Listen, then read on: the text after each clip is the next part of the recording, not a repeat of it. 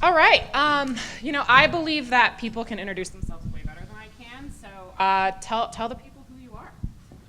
Hi, thank you so much for having us. Hi, everyone. I'm Sue Manber. I serve as Chief Patient Officer at Publicis Health.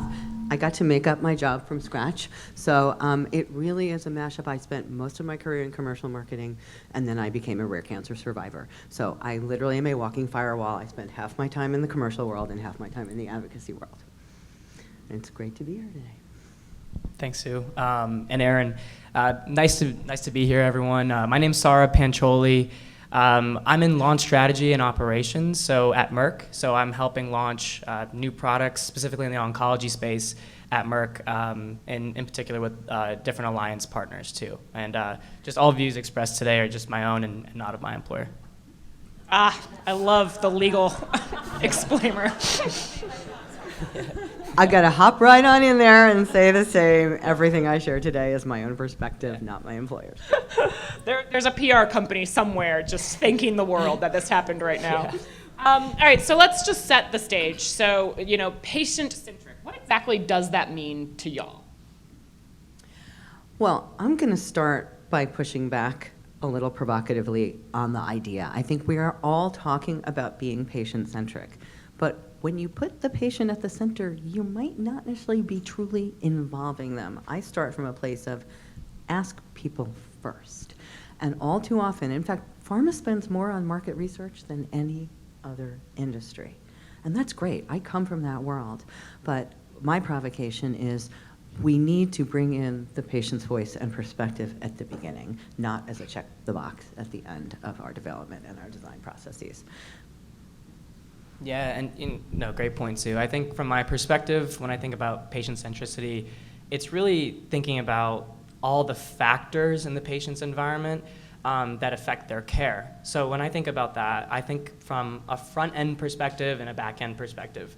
Front end being, what is the patient actually experiencing themselves? What are their interactions with their HCP, at the pharmacy, picking up their medicine, whatever it is. But the back end also, as we know, totally affects patient experience. All the things that happen on the payer side, the logistics of getting the medicine to the patient in the right time, the distribution, all the different kinds of things that affect the patients in the front end. That's what I think about, so the entirety of the patient environment. How has this changed over the last 5 years, and what's been the driving force of that change? Well, I think it's very natural in a scientifically driven company and historically to start from the HCP perspective. That has really been the focus. I think, especially in the last 5 years, there's been a real recognition that the patient voice and everything that you just said in terms of the complexities of the market, we're the only industry that even thinks about the idea of unbranded patient education.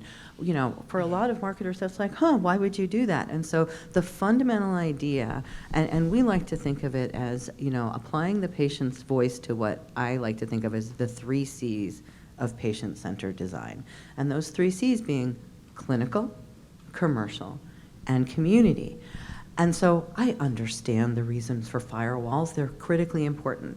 But where we come from is if we have foundational insights that starts by asking people what is most important to you within this treatment. I mean, the thing that is different about our industry versus everything else that any of us have marketed is nobody wants to get sick. Nobody wants to get a diagnosis. But once you're diagnosed, then you want help.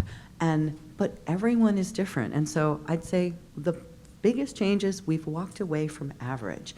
There's no more, hi average, how you doing?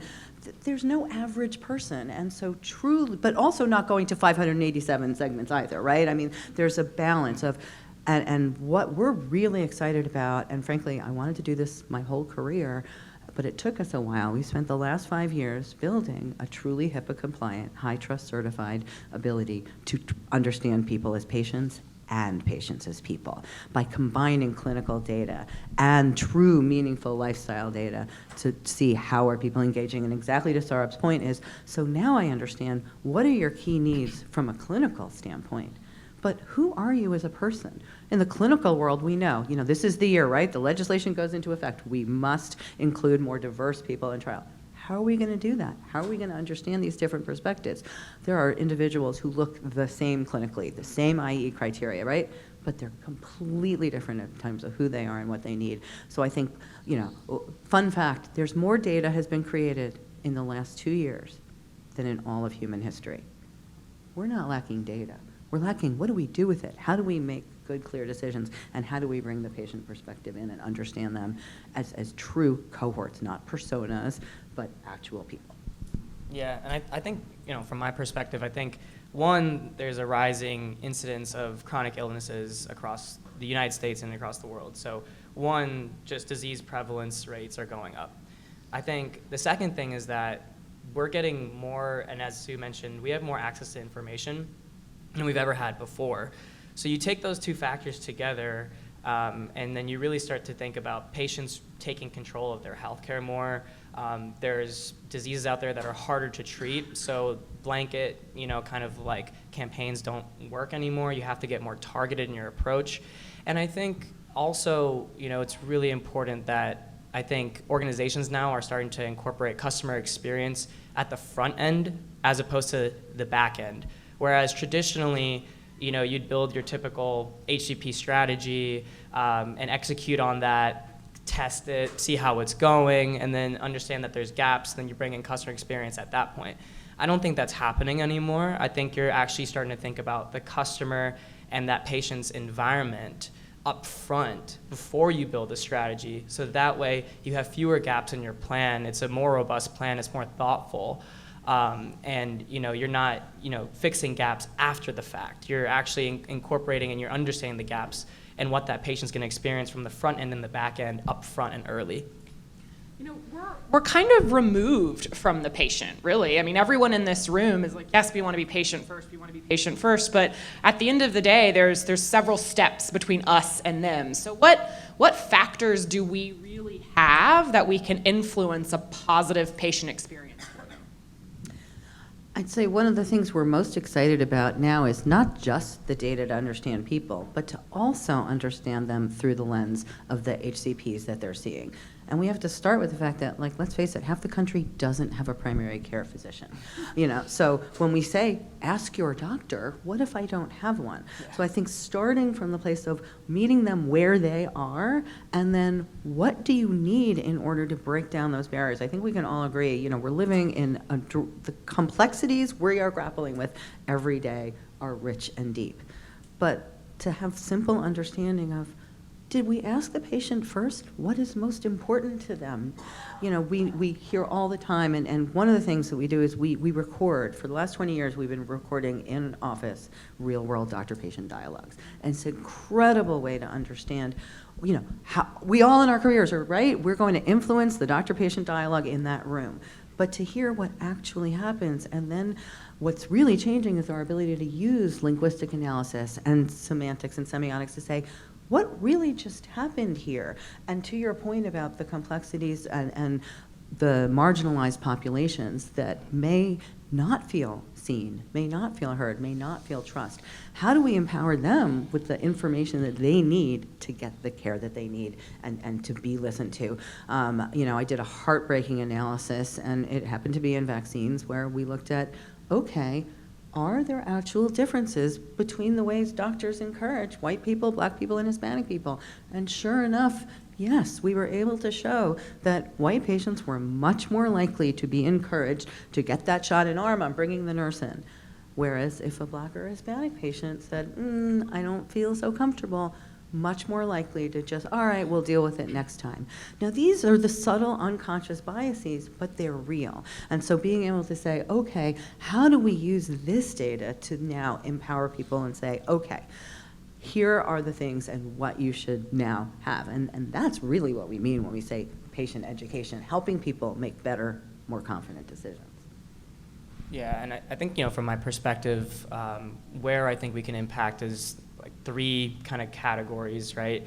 I think there's safe and effective treatment and promotion, and then there's empathy, and then there's convenience, I think, in my opinion. And as we know, the FDA doesn't approve products based off of how convenient your drug is or convenient your treatment, or how empathetic you are as a marketer, right? they look at clinical efficacy, adverse events, manufacturing, all these different things, right? But none of those factors make it more convenient for a patient to use a product. And it doesn't make you think about the factors that patient may go through. So I think, as we think about healthcare and pharma marketing, I think safe and effective treatment is something that's embedded in us. We have to, with just the way that U.S. healthcare system is set up. But if we can start thinking about the patient up front and just being more empathetic to that patient, understanding that patient better, it'll all end up positively affecting everyone in the ecosystem.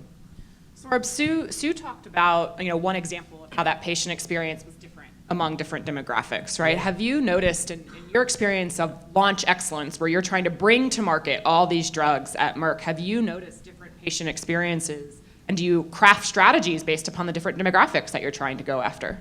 Yeah, so I mean, just like an interesting statistic, so endometrial cancer actually is more common among white women, but the risk of death for Black women is twice as likely. So that's a key area right there where not necessarily that we're focusing on endometrial cancer, but that just goes to show that that's just one form of cancer that has a massive disparity. I think that as organizations, we're starting to think more critically about demographics and marketing, especially in women's cancers and things like that, especially like women of color. I think that's super important, and I think it's getting embedded in a lot of what we do right now, but there's still so much work to be done as we start to understand those key insights across those disease states, especially in those really hard to treat cancers and chronic illnesses. Sue, you talked, one of your 3 C's was community, right? How do you work with patient advocacy groups to better connect with the people that you're trying to serve? It's a great question, Erin, and I think it's so important that we realize advocacy is not a monolithic thing either. People start not-for-profits in different spaces. And in fact, I'll pick up on your endometrial cancer. I recently had the opportunity to interview Dr. Kemi Dole. She is the head of ECANA, the Endometrial Cancer African American Network. And again, trying to start with advocacy. What are the fundamental issues that you're tackling? Sure enough, Black women are in fact twice as likely to die of endometrial cancer. So we said, can we find out more about why? And so I will never forget this moment. We said to her, okay, so when patients do get to you early enough to save their lives, what did they say? And she said, I've got it. My period came back. I thought I was done. And the creative director and I looked at each other, we're like, oh my God, we had no idea that set us off to say, so can our data show us what's really going on here? And sure enough, much higher rates of fibroids and menorrhagia and other bleeding conditions over your life. And in fact, when we then did interviews, more likely to have my mama and my aunt and my sister have this too. So a little what became red dab, red flag in the market was, no big deal, because I'm going to just move on and continue with my life, whereas in fact, that is the sign of endometrial cancer. So again, when you go to advocacy first and you understand both the leading HCP perspective, and then we worked with advocacy to identify who might be the influencers who could tell their story. One of the things, and I'm curious in the room, how many brands are engaging patient ambassadors versus patient advocacy? So give me we have ambassadors on our brand. Oh, Sue, I don't think they were prepared for you to ask questions I'm to sorry, them. that's just me. But the notion really is, and this happens all the time, guys, right? Oh, I need some patient advocacy on my brand. And then you sit down and they're like, no, actually what I want to do is I want to recruit brand ambassadors to tell my story. That's fine, that's great, that's important, but it's different. And so what we're saying is it's really important to harness both. And as you're thinking about what your influencer strategy is, it's really important for us to understand, okay, who are the right advocacy partners? And they're different potentially for different patient cohorts, different needs, and different companies and what you're trying to achieve. So I guess I think of it as bi-directional. What do we want from advocacy? But don't start there. I want you to do this for me. Start with, how can we help? What are your main issues? And I think that is a really big difference than what we had been doing even just a couple of years ago. Saurabh, so you talked a lot about putting the patient first, right? And I think everyone in this room can talk well about, oh yes, we're very patient-centric, we always put the customer first, we always put them first, but what are the true barriers that we're up against that makes it harder and more difficult to implement versus saying it on stage? Yeah, I mean, it's a really good point, Erin. I think, living in the U.S., we kind of win the healthcare lottery based off of where you live, in a way, based off of what your zip code is. I think a lot of us know the access to critical treatments and top-tier healthcare is actually a privilege based off of where you live. I think around 70% of the United States lives in more community settings, so they're not close to a Memorial Sloan Kettering, to go get the top-of-line cancer care. And only 20 to 30% of people actually live near to those areas where they can actually get the top-of-line treatments and things that they need and have access to the world-class physicians that have those niche specialties that they need, right? So I think as we think about launching new products, that has to be a central focus of access. It cannot just be thinking about the HCP and the efficacy and how great your product is, because at the end of the day, if that patient in rural Ohio can't get that treatment, then what does it matter? So it's really important to think about, okay, I'm launching a new product. I'm going to start thinking about customer experience on the front end now, not as opposed to back end strategy once I've already launched this product. I know that a bunch of my patients are in the community setting. What are ways that I can launch this product to have seamless customer experience, to really help these patients? What services can I provide for this patient to really help them? Things like that we have to start thinking about more instead of just pushing efficacy all the time, especially in cancer and chronic illness. Couldn't agree more, and I'd love to pick up on this because, I spend a lot of time in the oncology and rare disease, chronic immunology spaces where, the truth of the matter is that with all the advances in genetic medicine in the last decade, we can still tell you more about a patient's outcome by their zip code than their genetic code, and we're out to change that. We did a study last year, we called it the State of Patient Empowerment, and we looked at things like how many patients actually did have access to biomarker testing. We can say it's standard of care all we want. 37% did not have genetic testing, and in fact, even those who were recommended it, a quarter of them still did not get it. So that's real. The importance of, before we can launch our drug effectively, we need to, did you get the biomarker test in order to even qualify? So I think as we really think about what do we mean by patient empowerment? 50 million Americans live in medically underserved population areas. That is a code by the government. So, and someone said to me at a talk I gave a couple of weeks ago that really stuck with me. That was, can we stop calling them marginalized and underserved, and can we start calling them priority audiences? And that really made me stop for a minute and said, you're right, the only way we're really gonna shift this dynamic, and look, let's face it, the laws went into effect this year, right? We need to show how are we having more diverse clinical trial. Everything starts there, which is why we say, if you don't get the insights up front, you're not getting it in your label, you're not gonna be able to market to it. So that's why I think we keep pushing on, bring that patient voice in earlier. It will affect everything you do downstream.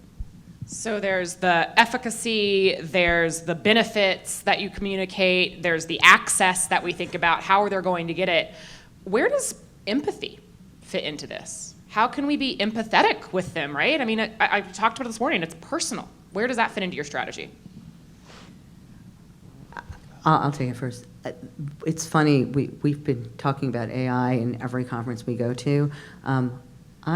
It's a funny connection, but I just spent a few weeks in a really difficult area engaging with the leading experts in academic nursing, because the problem was, how do you find empathy in communicating information when there's very complex efficacy, there's really complex side effect and adverse event information? How do you help manage that patient? How do you help? And so I sat down with all of our prompt engineers, and sure, it's pretty easy these days to put in what's on label, what's in your information, et cetera. But we were looking for empathy. What could we understand in terms of really the human experience, right? Without data, there's no scale. But without ethnography, there's no humanity. So sure enough, we got such rich information. I said to the guys, I'm like, guys, you're great prompt engineers. Think of me as the prompt poet. My job as a strategist is to bring that empathy into the content, into the way we think about it. Now, that's an AI example, but I think it plays out into every brief that we do. Are we actually building into every brief we give what's the fundamental human insight, emotion that we are going to capitalize on? Yeah, I think from my perspective, it's just be transparent, just walking the walk, and not just talking the talk, So I think if you're truly going to be, incorporating empathy into what you're doing and launching new products and into patient experience, like you have to actually show that you're doing that. So I think a good way of potentially doing that is increasing the amount of patient services, when you're launching a new product, and being really intentional, like I said earlier, about embedding customer experience at the front stage of launch planning and strategy development, as opposed to doing it at testing at the end and then understanding you have gaps, and then now you have to kind of fix those gaps. Like at that point, you didn't launch effectively, in my point. So that's where I think is like embedding customer experience, understanding patient insights, and really understanding that patient journey critically up front and any unmet needs, and ensuring that your medicine will be able to address that 2-3 years in advance of a launch, not even 6 months, 1 year in advance. And then again, increasing the amount of patient services that you can provide a patient to increase adherence and education. Sue, you had an interesting point that the amount of data that we have in the last 2 years has been more than the whole world combined, right? Or whatever the point was. With a lot of that data comes misinformation, right? I mean, everyone in here has been factor of you see some conflicting information elsewhere. So where does the trust angle fit into this, right? I mean, is empathy the same as trust, or do you think about that in a different light when you try to communicate to your customers? It's a great question, Erin, and I would say everything starts with trust. It is the fundamental issue that we have to grapple with. I don't know if you're familiar, Rachel Botsman is a researcher at Oxford, and she has a theory about how trust has evolved over time. That we used to have institutional trust. We used to trust our government and, to do things. And then it really got to be, into local communities, and now it's distributed. The very first question that you ask is, who can I trust? Where can I turn? And so I think that it is even higher order that in order to get trust, first you need to make people feel seen and heard. Listen first. And then I think the notion that, yes, then underneath trust is all of these issues of, can I actually work with you to provide access? What do we even mean by access? Of course we mean our basic coverage, but do I have the ability to travel to get to where you need me to go? Some of these fundamental human issues of, way too many patients I've talked to are like, yeah, I can't get treated, I can't take off work, so they just don't. So those are the heartbreaking true realities that we have to understand to truly be empathetic. And then level households. One of the things that we're really looking at, especially in populations that may not have English as a first language, where the assumption is, oh, you can't get this care or do this treatment. Well, actually, no. With a little bit of work and help, you absolutely can. So I think not just assuming. I had the great good fortune to attend CAN this year. And I don't know if you've seen the work on the young woman living with Down syndrome, and the idea of don't just assume that I can't, assume that I can. And the moment when they won and the palpable joy of truly, that is what we mean when we say we're going to include different voices and people who are not othered, but really bring them in. So I think that's a true insight. I mean, that's the other thing. We talk about insights all the time, right? I walk into a lot of meetings, I'm sure you guys do, where here's our insight. It's like, that might be a finding, that might be an observation, but it's not really the brick to forehead, oh my God, I never knew that before. And I think we have to hold ourselves up to that standard and never assume. Yeah, I mean, Sue, couldn't have said it better than Sue, but I mean, honestly, I think, I think empathy is something that you can work on and develop. I think trust is built over time. So I do think that they're distinct from one another. And that's why I said, earlier on like the 3 pillars that, we need to focus on as healthcare marketers is, convenience, empathy, and safe and effective care, right? If you do all those things, you build trust, right, inevitably. But you can't just build trust by just hitting on one of those pillars, right? Because you need all those things to work out in that patient's environment, thinking about all the front end and the back end factors that patient's involved with. So that's where I think trust comes into play. One more question before we'll open it up to the crowd. What's next in patient-centered care, and how do we prepare for it? There's so much at the intersection right now between technology platforms and the infrastructures to actually use data to understand. 95% of the data that is collected in hospitals is not used today. So think about that for a moment, right? So things that we're beginning to see is how can I leverage this information when the patient literally presents in trauma? What is the information I can now give to the healthcare professional to have at their fingertips? I recently was talking to the chief medical officer of the health system, and they're like, wait, you can tell me what cohort this patient is in and what they're likely to have and what their main issues are before I've even walked in the room? That's amazing. How do we so I think it's about leveraging our data, starting with asking patients to say, what kind of cohort are we dealing with? What are the issues? And then going beyond, I think now, test and learn to truly ongoing optimization. That's what we've been gunning for years and years and years, right? But now we do have the ability to not just put things in a marketplace and see what was the engagement, but we can then say, oh, of the people who engaged, how do we continue to follow them through? So I think the ongoing, to your point about time, time is our only unrenewable asset. It's the only thing we don't get back, right?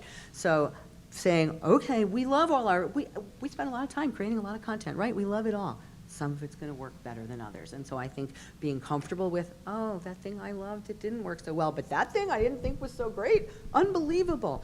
We're going to lean into that and lean away from what doesn't engage people. And it seems like that sounds pretty easy, right? It's not easy, but we now have the tools to do it. But what we have to be careful is, my very first statistics class ever was great. Analyze this data. At the end of the class, he goes, random number generator, the lesson, make sure your data's right first. Because once you've created your story, it's really hard to undo that story in your head. So make sure your data's right, and make sure that you're not enhancing any bias by the data that you're choosing to use. Yeah, I also think that we have just an immense opportunity challenge in the coming decade.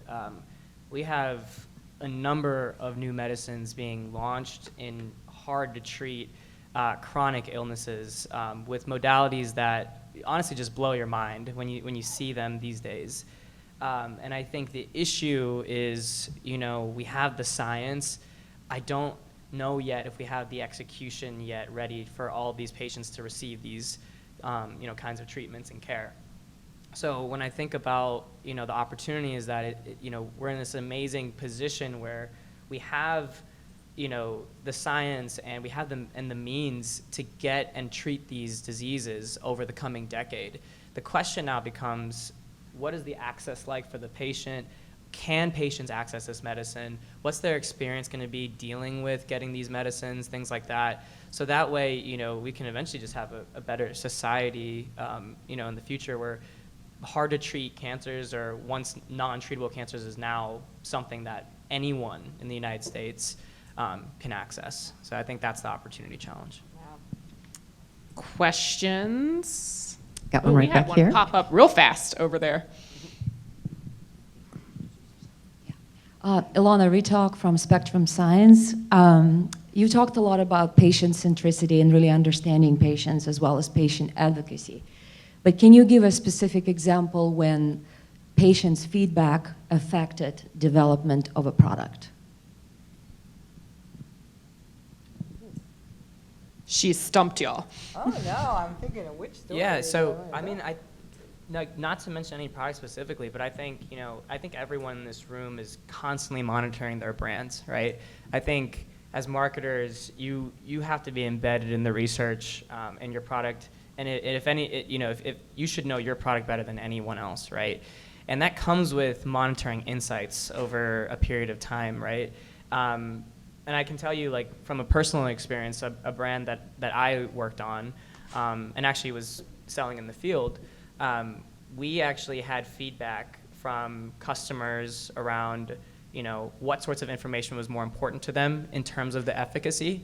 We were originally, and it was actually indicated for 2 separate forms of a chronic illness. And what happened was we changed our entire marketing strategy based off of the market research that we got in.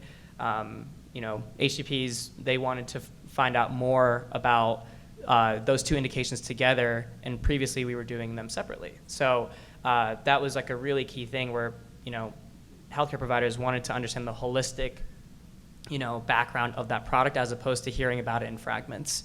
So I think that's, an example from my end. I'll pick up, you had mentioned patient services earlier. About 10 years ago, so it was a little ahead of its time, I think, we were asked to help with a cardiovascular patient services program. The client had spent millions and millions of dollars on a very robust program with tons of content. Not only did it not work to drive adherence, it actually drove adherence down. Problem, not a good thing. We came in, we said, and used behavior design thinking, nudge theory, which was, this is an invisible condition. What do people actually care about? And we created a completely SMS-based text messaging program of useful tools and tips and information. Program ran for 8 years, 97% adherence, 1.7 incremental scripts. That was the business result. The actual engagement of people were, oh, you actually made me understand why I should care about this, why I should take this medicine. So to me, it's about, yeah, we achieved the adherence objective of taking the medicine. That's important. But we achieved the human objective, which is I now understand and I have signals and triggers in my life that are meaningful. So to me, that is one of, literally turning, a program that was not working at all. And we did. It's a really hard thing to do, to junk something you spent millions of dollars on. But to this day, and I recently ran into this client, and now we're saying, how do we do this for the modern age? So maybe that takes us all the way to, how do we do this future state with now even the new tools and technologies that we have? Yeah, well, and we will talk about that next time. Sue, Saurabh, thank you guys so much. We have one more question, Erin. One more question. All right, one more question. Oh, we have more. One question. It'll be really quick. So number one, thank you so much for sharing your perspective. Very insightful. Just to pick your brain, and obviously this is your perspective, we're always talking about patients, right? That's why why we're in the industry that we do, why I'm in pharmaceuticals, biotech, right?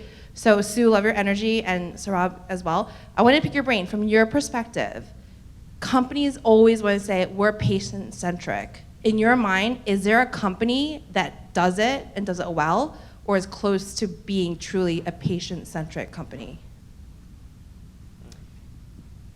I think there are many companies that are on a really positive path forward and asking the question. For me, the biggest change of coming in is now I get to walk into boardrooms and be like, oh, you want to be patient-centric? Let's talk about what that actually means.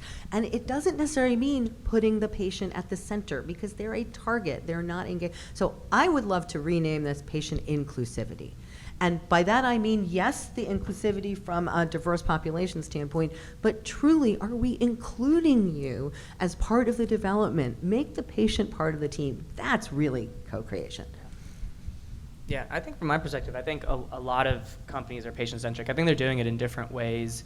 One particular large manufacturer, they have an online pharmacy now to address their, to go directly to consumer, specifically for a new form of medicines that they're launching right now, right? I think certain, it's a hard question to answer because certain, manufacturers and companies are really embedded in certain disease states and they're complete leaders in those disease states, right?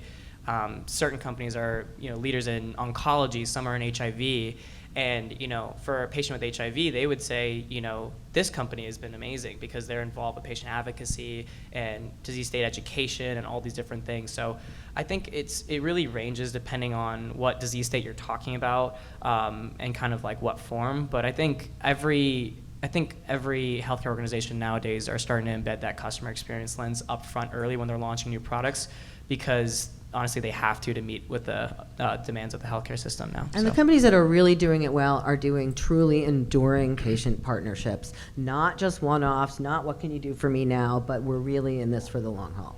John's going to hate me for going late, but we have really one eager question back here, so I feel like I have to give it to him.